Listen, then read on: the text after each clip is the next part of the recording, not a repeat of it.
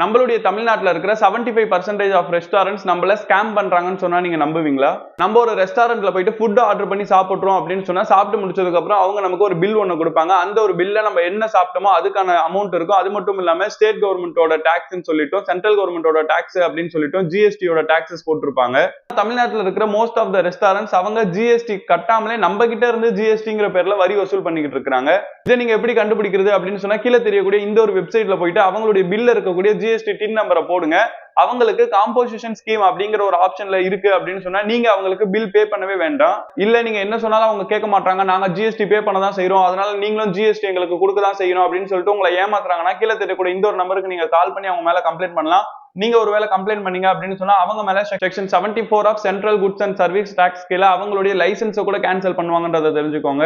அடிக்கடி ரெஸ்டாரண்ட் போட உங்களுடைய ஃப்ரெண்டை கீழே மறக்காம டேக் பண்ணிட்டு இந்த மாதிரி வீடியோஸ் தொடர்ச்சி பக்கம் நம்மளோட சேனல் மறக்காம ஃபாலோ பண்ணிக்கோங்க.